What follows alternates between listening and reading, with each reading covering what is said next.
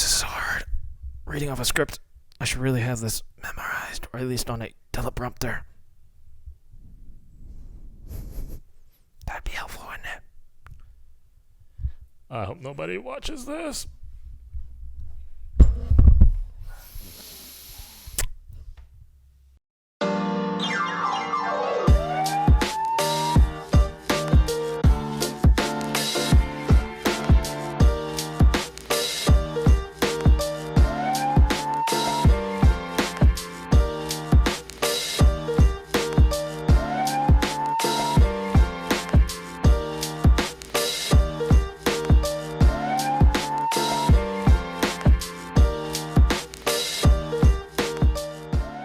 Hey there, guys. It's your buddy Jayson.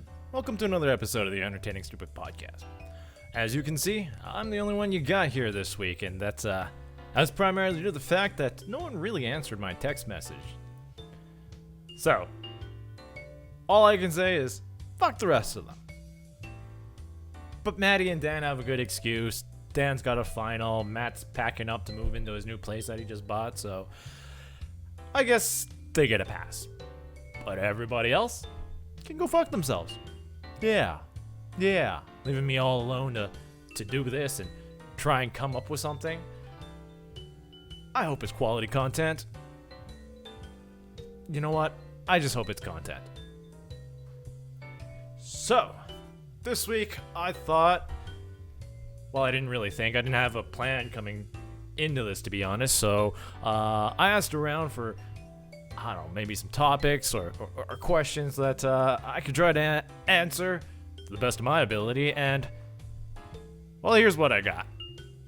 So, first question I have is from one of the neighbor kids next door, Stephanie. God, I hope she doesn't watch this. Stephanie asks, why are boys so stupid?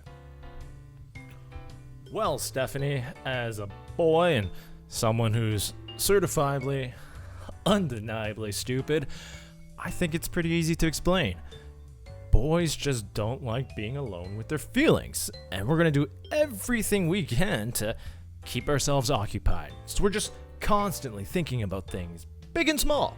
Like, how do you fit those ships in those little glass bottles? Whose dad win in a fight? Mine or Dan's? Or did I even shower today?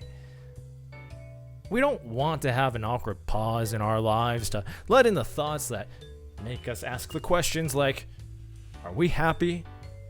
That's a little bit scary. So, sometimes we come across as absent-minded, or just not there. We're a little occupied in our brains, and so we just appear to be stupid. Give us a moment, clue us back in, and that should keep us back on track. We'll figure out what we should say eventually. Just help us out.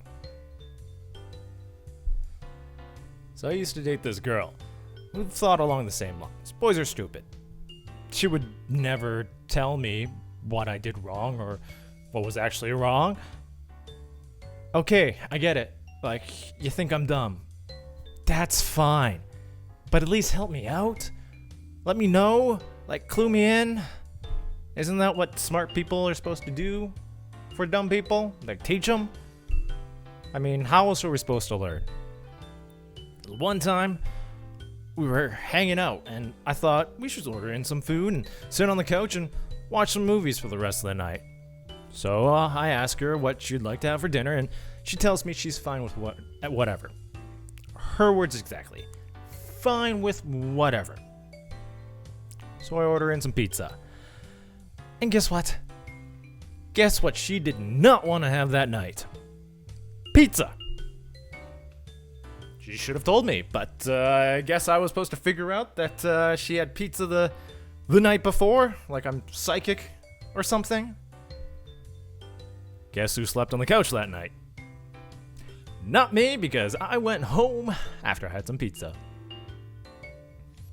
My ex would never let me know if there was something wrong. She would just kind of have this look on her face, and she'd like pout about, and I was supposed to figure out that there was something wrong, and I have to go up and ask her, honey, is there is there something wrong? She'd go, take a guess, and, me being me and a boy and stupid, I'd go, no? And she would reply, take another guess. We would always get into these arguments, and she would do this thing where she was a fairly shorter girl. She would stand on a chair so that she'd be taller than you, and she'd argue down at you. Like, that tactic gave her the moral high ground in the argument. She says it's cute when she does it, but when I do it, it's demeaning, it's rude, and I shouldn't be quoting Star Wars at her. It's over, Anakin. I have the high ground. Where were we? All right. Why are boys stupid?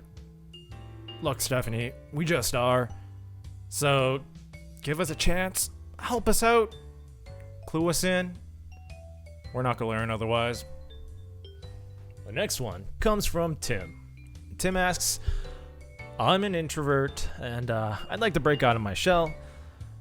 The few friends that I do have go out to parties, and I kind of feel left out. Do you have any advice for an introvert about parties? Well, Tim, don't go out to parties. Not right now. We're in the middle of a pandemic.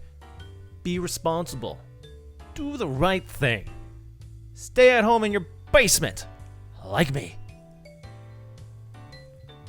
But if you're still looking for some advice about parties for hopefully when this whole thing eventually ends, well, you can have a blast at parties. I was invited to a birthday party one time from my buddy Gerald.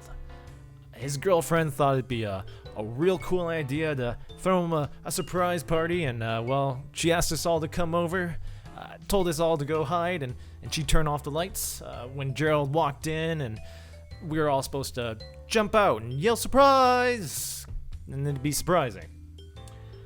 I argued something a little bit different. I thought maybe if we just sat in the dark with serious looks on our faces, and when Gerald walked in and turned on the lights, we just turned to him and just, you know why we're here.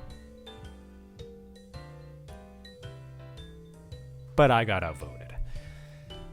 Parties can be scary. I mean, I felt the same way at one point, but it's a great place to meet people.